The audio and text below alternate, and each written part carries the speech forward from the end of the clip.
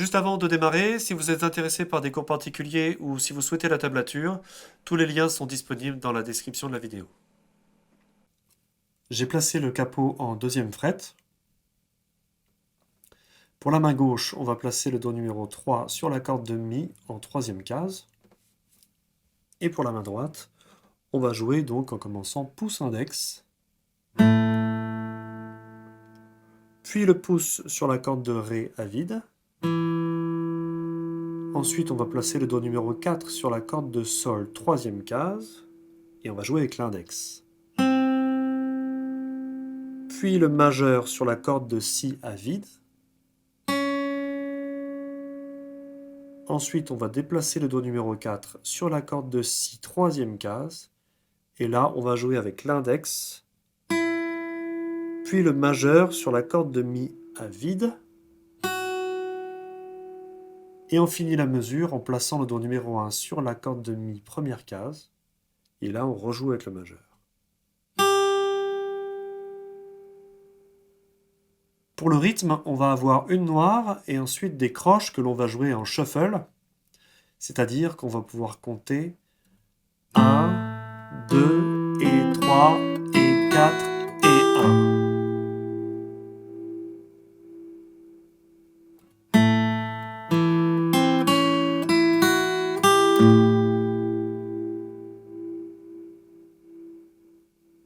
À partir de la mesure 2, on va reprendre pour la main droite ce que j'appelle la règle classique que j'utilise habituellement, c'est-à-dire le pouce qui va s'occuper des trois basses, et ensuite on a un doigt par corde, l'index sur le Sol, le majeur pour le Si, et l'annulaire pour la corde de Mi aigu.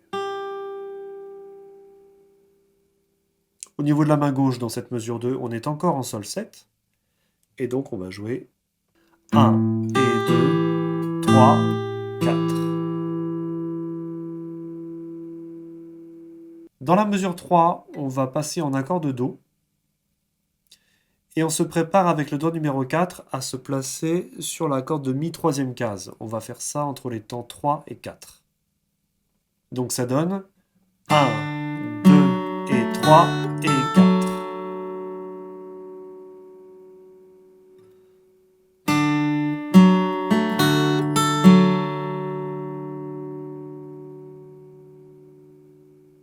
Pour jouer la dernière note de la mesure 3, on va décaler notre position de 3 cases vers la droite en se laissant guider par les cordes. Et notre petit doigt donc arrive en case 6.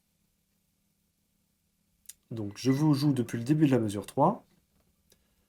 1, 2 et 3 et 4 et 1 et 2, 3, 4.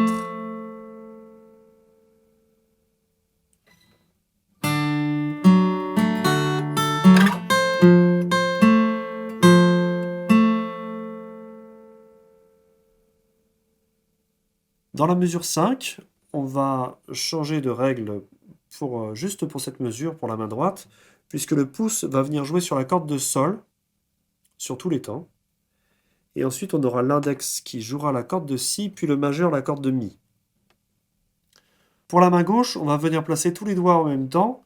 On va se placer en case 6 pour les doigts 1 et 2 sur les cordes de Sol et Mi, puis le doigt 3 sur la corde de Si en septième case.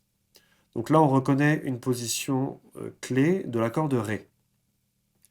Et on va faire un slide en appoggiature, c'est-à-dire qu'on va glisser instantanément. Donc la première note de cette mesure 5, ça va donner... Voilà, c'est le premier temps. Ensuite, on joue et 2. 1 et 2. Sur le temps 3, on va se laisser guider par les cordes pour revenir 2 cases en arrière, c'est-à-dire pour que les doigts 1 et 2 soient en case 5. On peut soulever le doigt numéro 3. Et là, donc, on va jouer 3 et 4.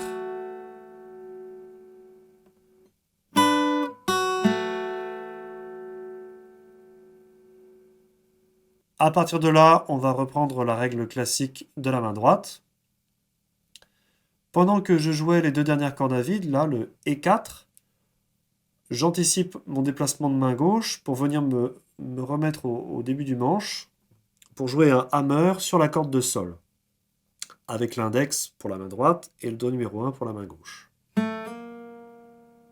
Sauf que on veut entendre une basse à l'arrivée du hammer, c'est-à-dire sur le temps 1 de la mesure 6. Ça va donner E1.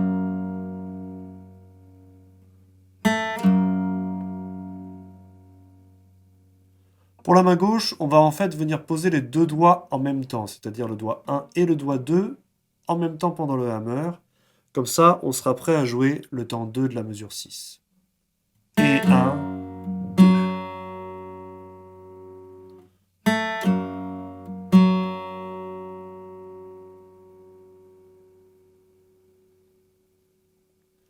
Pour la suite, on va placer le petit doigt sur la corde de Si troisième case pour jouer la septième du Mi. 3 et 4.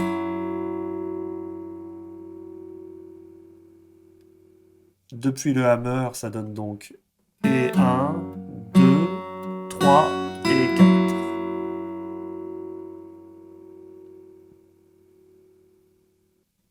Pour jouer la dernière note de la mesure 6, on va devoir se mettre en La7, c'est-à-dire qu'on va déplacer le doigt numéro 1 pour placer un petit barré sur 4 cordes à la deuxième case, et on rajoute le doigt numéro 2 pour faire la septième. Je vous joue depuis le hammer de la mesure 6, et 1, 2, 3 et 4, et 1, et 2, et 3, et 4.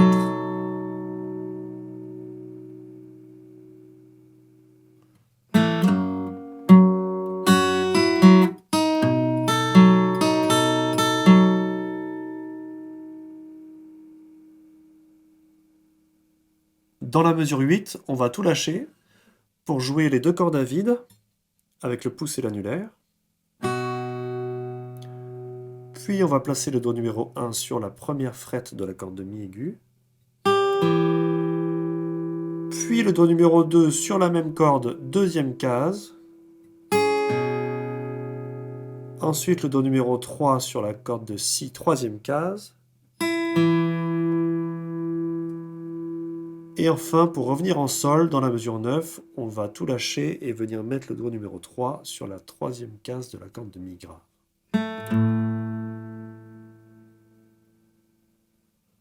1 et 2 et 3 et 4 et 1.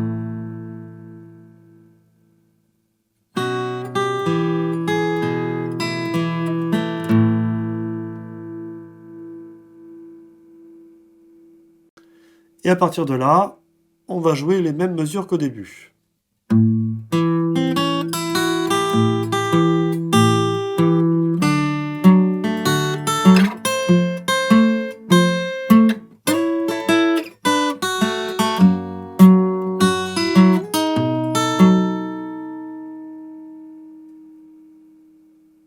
Donc me voilà en mesure 15, je suis en La7, comme tout à l'heure. Sauf que là, je vais très vite devoir passer dans le contretemps en Ré7. Donc je vais venir placer les trois doigts en même temps, le doigt numéro 1 sur la corde de Si, première case, doigt numéro 2 sur la corde de Sol, deuxième case, puis le doigt numéro 3 sur la corde de Mi, deuxième case. On va donc avoir 1 et 2 et 3 et 4.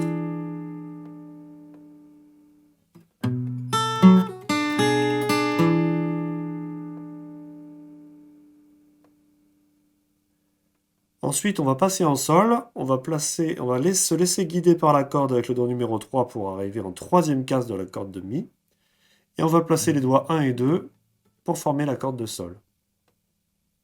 On va donc avoir 1 et 2 et 3 et 4 et 1. Les trois notes suivantes, on va les jouer sur la même corde, la corde de Ré, en shuffle, donc comme d'habitude.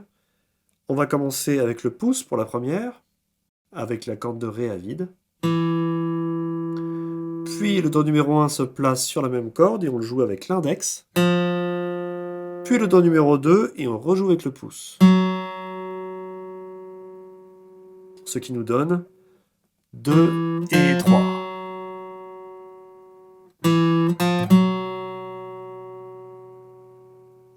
place ensuite le Do numéro 4 pour faire la septième du Mi.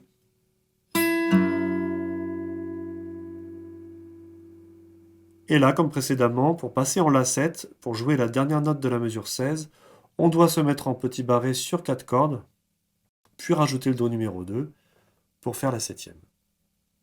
La mesure 17, ça va être la même que la mesure 15. Et 1, et 2, et 3, et 4, et 1, 2, 3, 4.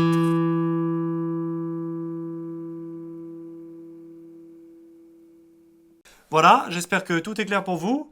Si vous avez des questions, vous pouvez les laisser en commentaire. Et moi, je vous dis à bientôt pour un nouveau tuto.